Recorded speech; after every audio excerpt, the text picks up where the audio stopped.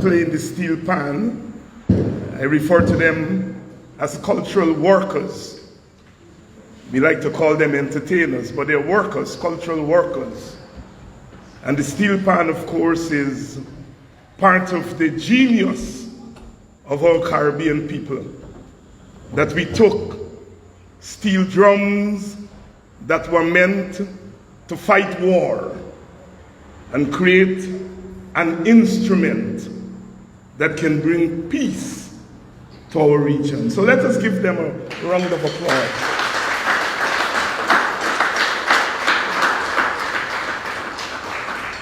And I especially want to welcome those of you who are not from Buxton to our village.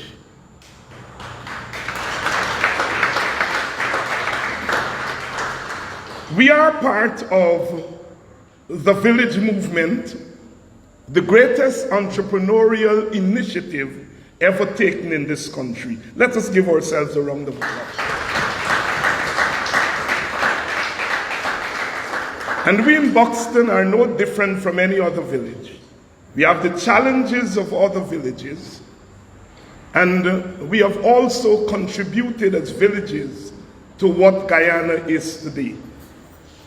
And we perhaps were lucky to have had the blessings of God that a man called Iyusi Kwayana happened to have lived in this village.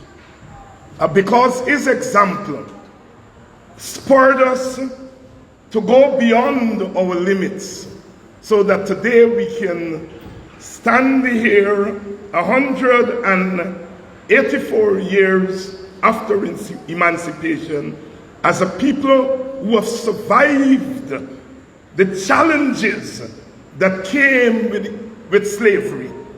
And we are here today to tell the story. Let us give thanks to Brother Iyusi.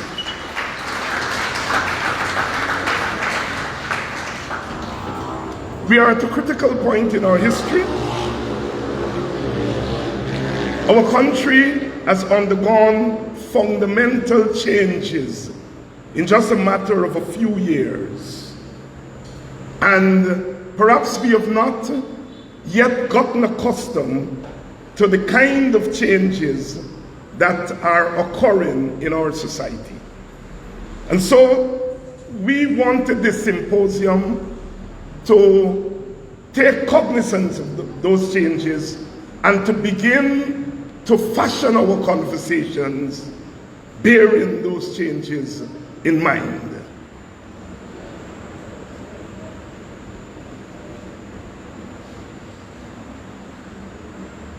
Sometimes we tend to get ahead of ourselves in any society. Our motto, of course, is one people, one nation, one destiny. Brother Henry Jeffrey has said we are not a nation, and I want to endorse that. We are not one people. We are aspiring to be one people.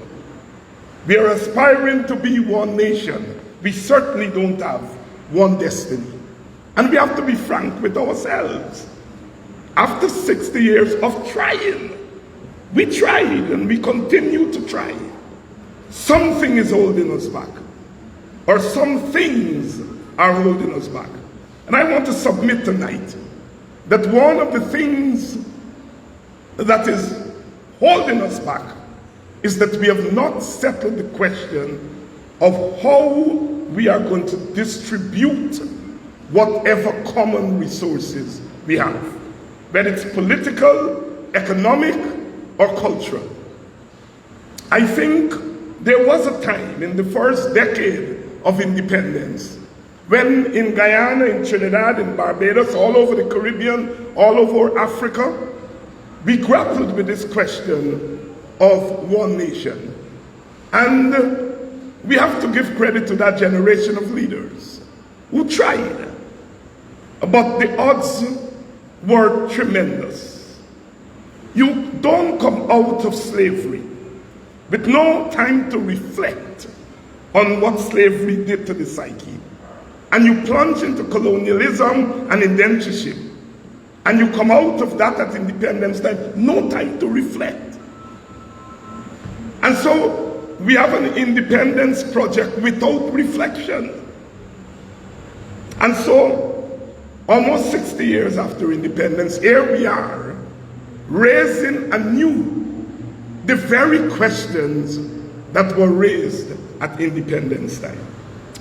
I would say one of the things that we couldn't see at independence, in our quest to pursue one nation, one destiny, and one people, is that we did not allow space for the individual peoples, the individual ethnic groups, to have their own conversation about their own history and their own destiny and their own nation. And so we, in a sense, became a kind of force-right nation, so that each ethnic group has no space to carry on its conversation. And what we are attempting to do here tonight is to open up that space for the conversations inside of our groups. What kind of society do we African Guyanese want to live in? What kind of political system we want? What kind of economic system we want? Because the economic system has to take into consideration our economic condition. And our economic condition is different from the economic condition of other ethnic groups.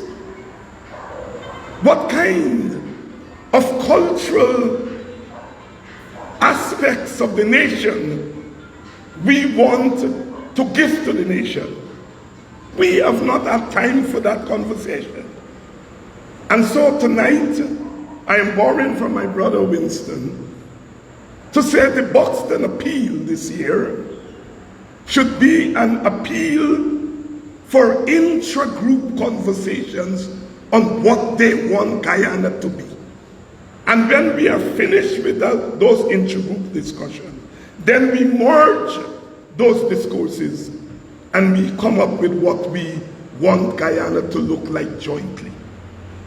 And so that's the first thing I want to throw out. I want to endorse what my brothers have said, and that is, when people ask you to prove that you are unequal, when they ask you to prove political, economic, and racial discrimination, they're being scams. They're being scams. Because you can't prove racial discrimination, because racial discrimination is bound up in the system and in the institutions that come together to make the system. Let's take our police force, for example, as an example of what I'm talking about. The police force was formed in 1839. Any accident? What happened in 1838? Black people gained their freedom, formal freedom. So if you create a police force, immediately after they gain their freedom, you're creating a police force to police them. So when 184 years later we look at the police force policing black people, treating black people as if they were bounty, as if they were slaves, it is embedded in that history of what the police force was created for. So when you ask me to prove extrajudicial killing, that the police are intentionally killing young black men, I have to point you to 1838 and 1839. It is no accident that policemen and women don't go into the villages, communities of the other ethnic groups and shoot them down, because the police force was not created for that.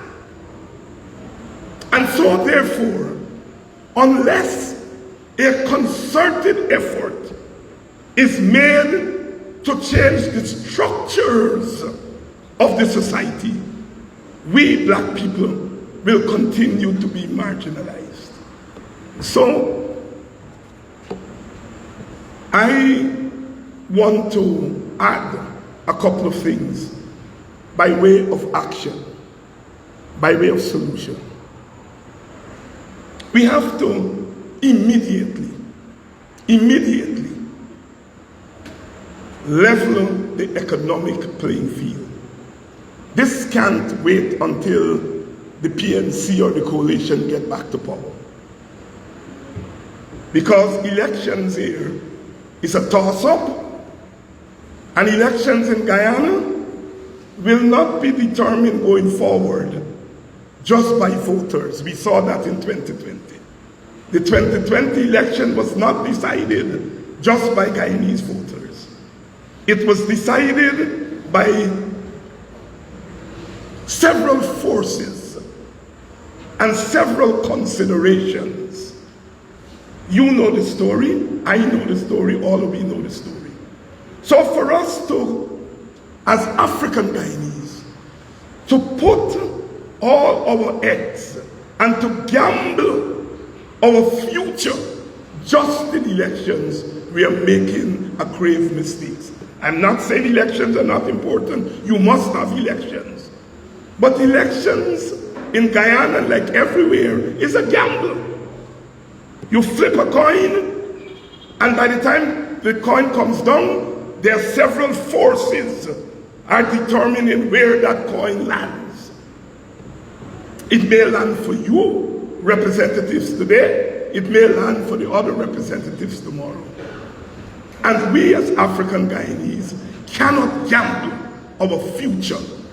We have to make demands, and we have to stand up and ensure that those demands are met. Until and unless the economic playing field is leveled in Guyana, we will be crying and crying in the night. There are structural reasons that African Guyanese are left behind. Yes, we are behind in wealth, accumulated wealth. African Guyanese own less than 20% of the accumulated wealth. We are more than 20% of the population. It puts us at a disadvantage.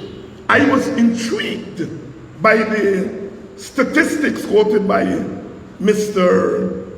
Jordan in terms of the public service and the decline in the public service, and how that decline is manifested in the economic condition of our people today. So we cannot settle for a hamper. We cannot settle for $20,000. We cannot settle for a little, what they call it now, part-time job. We have to settle for an equal playing field so we can have equal opportunity. What we don't have is equal opportunity.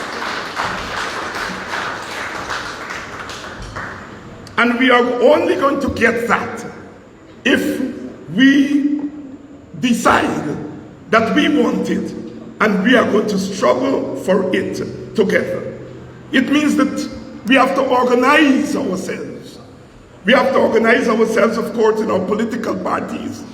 But more than that, we have to organize ourselves outside of our political parties so that we are covering all bases. So from this podium, I want to add to the Buxton appeal that Brother Winston talked about, the question of African people organizing themselves for a level playing field so that we can have equal opportunity.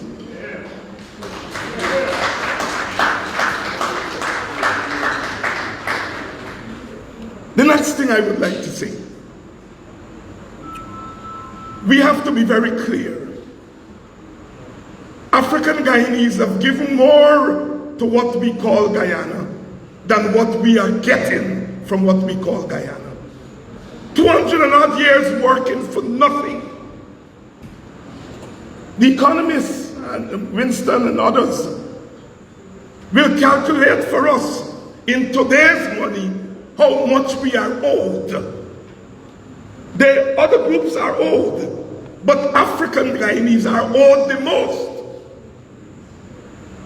And so therefore, from this platform, I want to add to the Buxton appeal internal reparations for African Guyanese. So far, our reparations has been about getting money from the slave owners.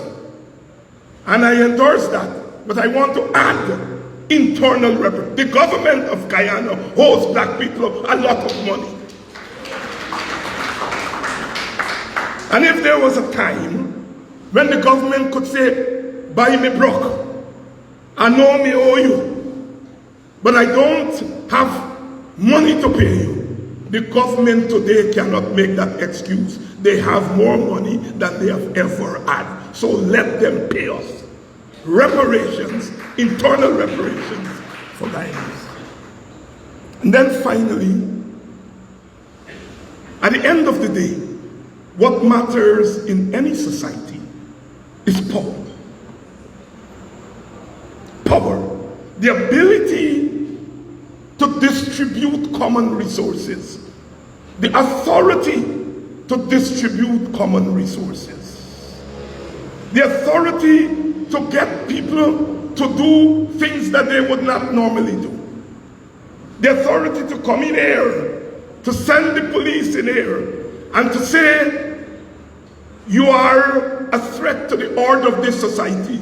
We are closing to this country. We are closing down this meeting. That's power. And the government has the authority to access that power. The government has the authority to access how our resources are distributed. And so, unless you are at the table of power, you're wasting your time. African Guyanese should not be the opposition. How can you struggle and build a country and you are called opposition?